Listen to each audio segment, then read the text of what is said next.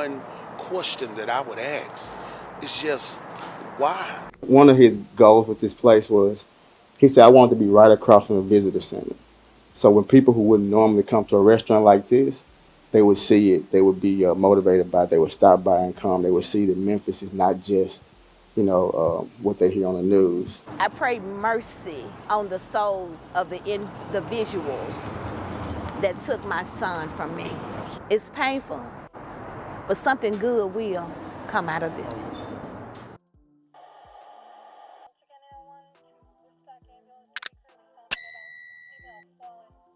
Anyone who watches the news in 2023 knows that Memphis, Tennessee has a lot of violence in the city, and it's led to a lot of unnecessary loss for a lot of families. However, it is mostly recognized for being the home of Elvis Presley, the popular Beale Street, and sadly, the place where Martin Luther King was tragically assassinated. Memphis is a fun place, and people travel from all over to visit, despite the horrible stories in the media. There are those in Memphis community that brighten the city and make it a better place, and that is what keeps people coming back over and over. Two people who are a part of building a better Memphis were 30-year-old Alonso Turner and 31-year-old Tarius Day. Two different men with two different stories, but unfortunately joined together by tragedy. 31-year-old Tarius Day was a father of four who loved spending time with his children and his longtime girlfriend. He was a provider and even a father figure to his girlfriend's son, with whom he shared 3 daughters with, and would do anything to make them smile. Tarius was his mother's only child, and she was so proud of the father he was. On Sunday, October 29th, Tarius would be with a friend and had his 3 children with him in the Whitehaven area of Memphis. He was driving down Elvis Presley Boulevard, heading to a nearby park that he was going to take the children to. On the way to the park, there would be a commotion at the table restaurant that was on Elvis Presley Boulevard. Tarius and his friends and the kids just happened to be passing by at the exact time while something was going on. They would hear shooting and then see a person who was shooting at the table restaurant pull off, and they thought they were safe. Everything was moving so fast, and that car pulled right back up, and began shooting again. And Tarius would be struck by a bullet in the crossfire. Tragically, he was hit directly in the head. At this point, the friend and the children watched Tarius take his last breath. But why? He was only on his way to take his kids to have fun. He was not wrapped up in his street life, and as far as anyone knew, no one was looking for him. So why was he targeted?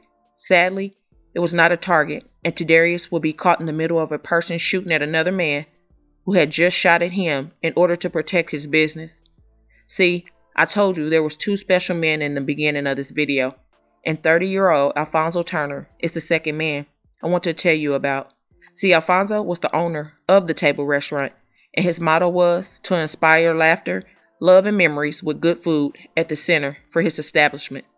Alonso was said to have a gift for music. He was a talented barber, and most importantly, he loved his family, and his faith meant everything to him. He was the new father to a 3-month-old daughter, who he adored, and he was engaged to her mother. Alonso and his fiancée were in the process of planning their wedding.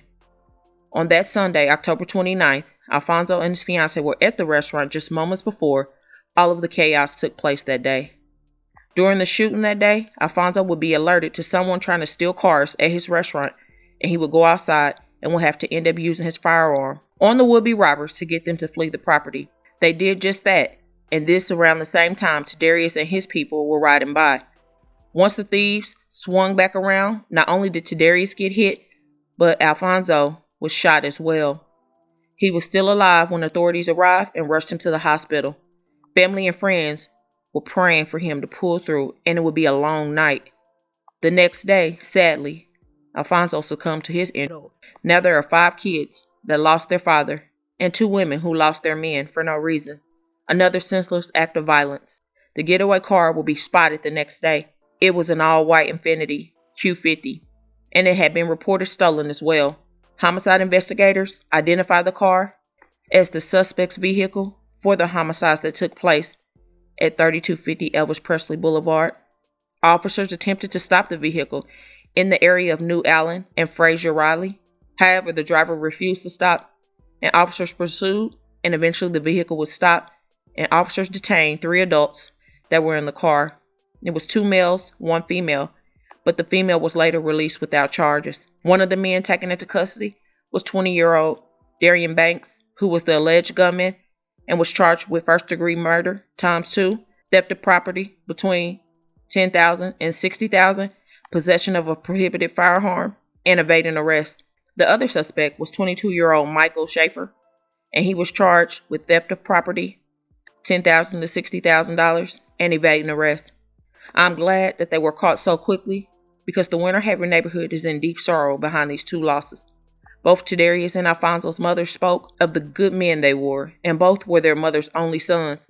Man, not 1 but 2 people that wanted to do right and take care of their families, and their lives were just snuffed out, just like that. What are we doing, people? What the hell? Is stealing a car the cost of their life, really? So many young people just out here losing their damn mind and obviously don't care if they end up unalive or in jail for life. As long as they can ruin other people's lives. I guess that's the goal. It really makes me upset and sad for these families. My heartfelt condolences to the family, the friends, and anybody affected by these 2 tragedies. Please comment your thoughts and prayers for these families in this most difficult time. And don't forget to hit that like button, to share, to make your people aware. And as always, remember to stay woke. Things change quickly. More than our son, the other gentleman whose life was lost, the city was outraged. They did not deserve this. They did nothing.